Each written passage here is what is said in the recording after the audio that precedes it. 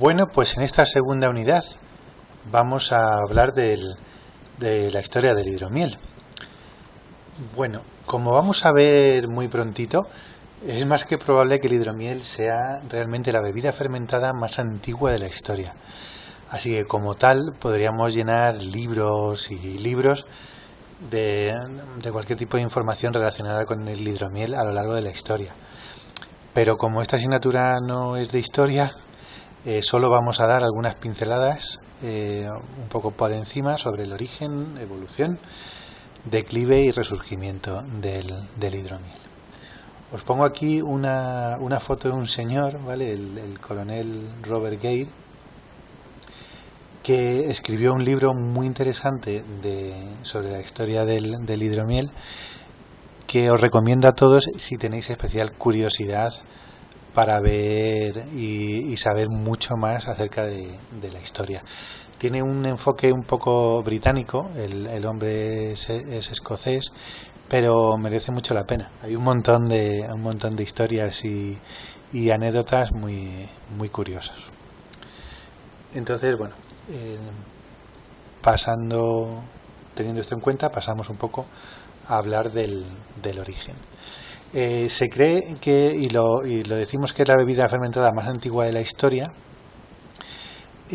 por una cuestión que vamos a decir ahora. En realidad siempre hay una batalla abierta entre la cerveza y el vino para ver cuál de esas dos bebidas es más antigua. Pero bueno, realmente esta guerra se debe al interés de las marcas comerciales, que son las que tienen el dinero, tanto de vino como de cerveza, para tener presencia en la prensa. No hay más que pensar un poco en la publicidad. Y como la industria del hidromiel no es tan potente y no puede patrocinar estudios o artículos interesados de prensa, bueno, pues se queda siempre un poco atrás, ¿vale? Pero bueno, mira, pensemos una cosa. Las teorías más comunes, ya que hay para todos los gustos, datan el origen de la elaboración del vino entre el 7000 o el 5000 antes de Cristo, ¿no? Incluso algunas pues hacia el 8000 antes de Cristo, ¿vale? La cerveza, bueno, pues quizás un poco antes, ¿vale? Entre el 9500 o el 8000 antes de Cristo. De hecho, bueno, hay datos de que hacia el 10000 antes de Cristo se empezó a cultivar trigo y cebada. Entonces, bueno, es muy fácil pensar que una vez que se tuviese acceso al cultivo de cebada y trigo, se pudiera fermentar el cereal. Pero hay un hecho, ¿vale? Que es la aparición de la alfarería, de la cerámica, que es en torno al año 6000 antes de Cristo, ¿vale? Eso va a dar pie a fermentaciones más controladas, ¿no? Y es cuando realmente todo este tipo de bebidas se popularizan de alguna manera. Anteriormente a la alfarería pues no había fermentadores en los que operar, ¿de acuerdo? Entonces,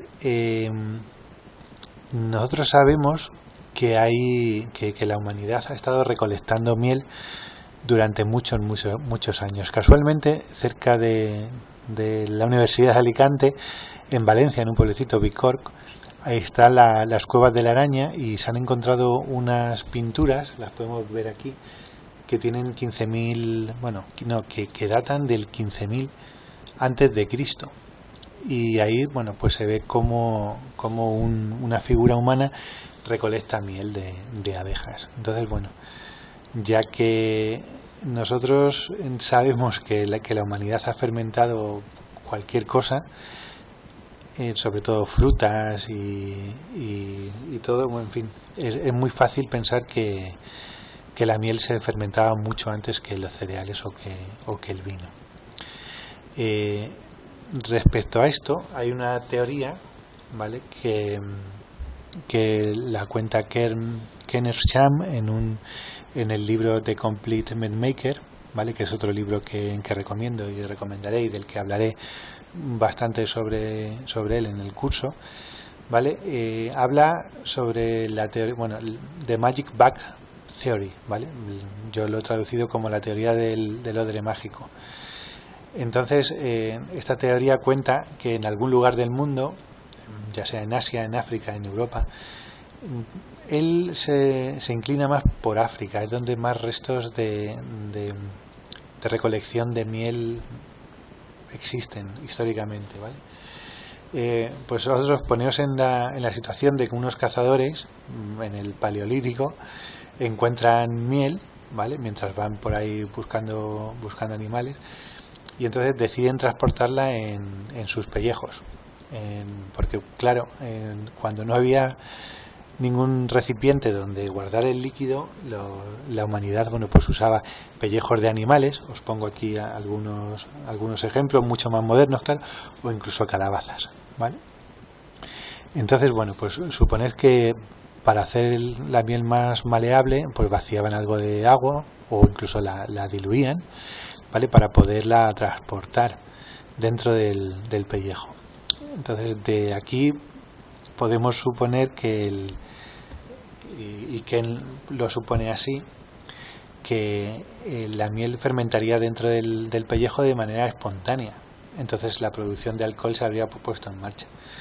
Entonces lo llamamos odre mágico porque, claro, enseguida ese odre empezaría a cobrar vida, se hinchaba, y el líquido que contenía pues cambiaba de sabor, se hacía un poco más fuerte por la presencia del alcohol, y de repente, bueno, pues como que te hacía más valiente, ¿verdad?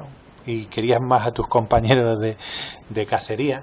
Entonces aquello pudo ser una revolución, y claro, podían repetirlo por imitación, echando más miel con agua y, bueno, incluso con las levaduras que ya había dentro del propio odre, pues podían fermentarlo de manera fácil. Bueno, suena un poco a chascarrillo, ¿vale? Pero no deja de ser una teoría, y hay que reconocer que el origen de la fermentación en sí misma sigue siendo un enigma. Nadie sabe cuándo un humano empezó a fermentar nada, y además es difícil de creer que a esto se le ocurría solo a una persona. Lo más probable es que, como pongo aquí abajo, ¿vale? Se le haya ocurrido a muchísimas culturas. De hecho, a lo largo de la historia hay pruebas de fermentación de miel en China, en Egipto, en India, en Rusia, los griegos, evidentemente, los romanos, en fin, en cualquier parte del mundo se fermentaba miel. O sea que no creo que se le pueda atribuir el invento a una persona en concreto. Entonces, bueno, pues el hidromiel, el crecimiento del hidromiel se ha ido extendiendo siempre de mano de la apicultura. En algún momento de la historia, los humanos dejaron de recolectar miel salvaje para domesticar a las abejas y así, bueno, poder aumentar la producción de miel. Aquí vemos algunas fotos e ilustraciones, y bueno, se sabe que los egipcios, otra vez en África, ya recolectaban miel doméstica. Después de los egipcios vinieron los griegos, y luego, bueno, a lo largo incluso de los romanos y toda la Edad Media hay vestigios de recolección de miel doméstica. Entonces, donde había miel había hidromiel. Es fácil pensarlo. Entonces vamos a ir un poco a hablar de los romanos, ¿vale? Los romanos, hay muchas pruebas de que los romanos hacían hidromiel, y que incluso el vino lo endulzaban con miel y lo fermentaban, el famoso mulsum. Sin embargo, los romanos también fueron los primeros culpables del declive del hidromiel. ¿Por qué? Pues porque los romanos llevaban la viticultura ya donde se aposentaban. Lo extendieron por todo el Mediterráneo. Aquí estáis viendo un mapa de la extensión del Imperio Romano, y bueno, pues podemos ver efectivamente en todas estas partes ellos pusieron vides. Es curioso ver cómo precisamente donde más se iba a popularizar luego el hidromiel son los países nórdicos, ¿vale? Porque aquí no llegaron los romanos, y porque el cultivo de la vid realmente en esas latitudes es más complicado. Entonces, a falta de vino, pues bueno era el hidromiel. Además, no me diréis que no conocéis a muchos que directamente asocian el hidromiel con la cultura vikinga. ¿De acuerdo? Pues eso es una explicación. Realmente, con el tiempo, el vino era más barato, era más abundante y era más fácil de elaborar, con lo cual el hidromiel entró en declive. Pero tampoco fue este el único factor, ¿vale? Aunque el factor principal efectivamente fue la competencia, no solo fue la competencia del vino, ¿vale? La introducción del azúcar de caña puso a la miel, como que antes era el único elemento endulzante, pues lo dejó relegado atrás, entonces dejó de ser poderosa. Además, los apicultores tenían dos productos estrella. Uno era la miel, efectivamente, y el otro eran las velas, a través de la cera de las abejas. Hay una teoría muy peregrina que se cuenta en el libro que os he recomendado al principio, ¿vale? Que en algún momento de la Edad Media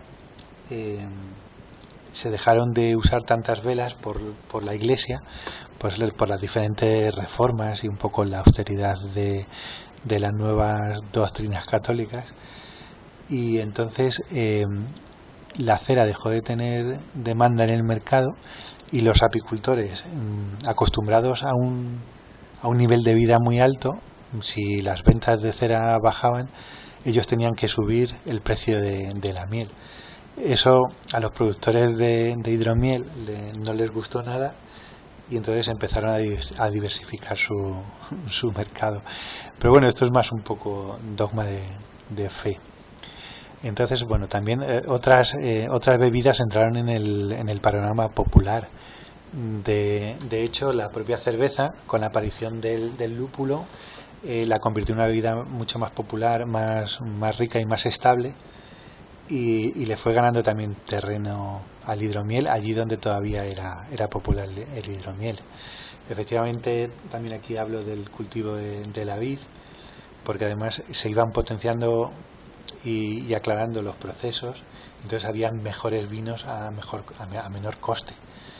Y luego además la aristocracia era muy dada al vino, sobre todo la francesa, y bueno, todo el mundo siempre quería copiar a la aristocracia. Y la puntilla final llegó con la aparición de los destilados. El origen de los destilados fue en el siglo IX, el auge en el siglo, o la popularización de los mismos en el siglo XI, pero bueno, a partir del siglo XV, XVII y XVII ya era un mercado global el de los destilados. Entonces, habiendo whisky, habiendo vodka, habiendo brandy, habiendo ron, aguardientes, coñacs, que encima eran más baratos de producir, el hidromiel, bueno, pues pasó a ser algo totalmente residual. Y el resurgimiento lo tenemos muchos años después, ¿vale? El hidromiel, bueno, pues ha seguido latente en muchas regiones del planeta, sobre todo, ya os cuento, en los países nórdicos, incluso eslavos, a nivel europeo, pero también en Asia.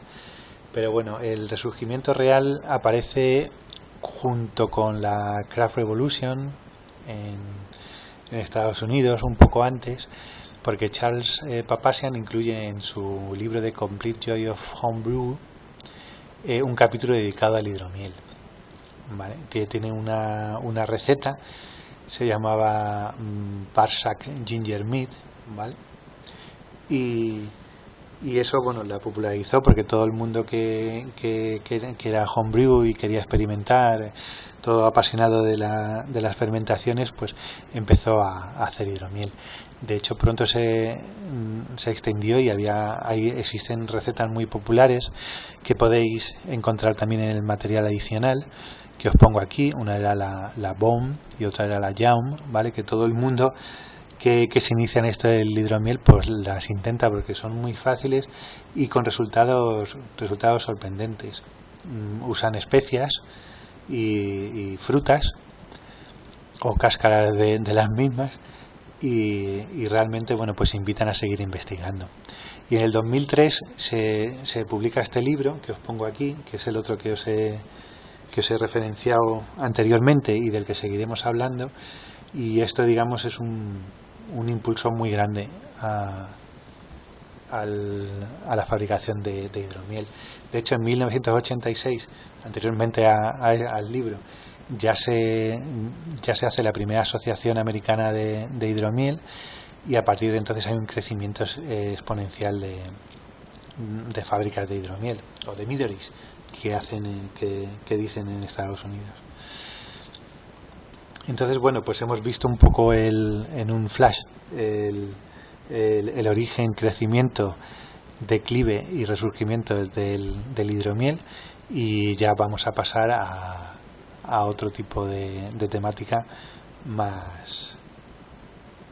técnica.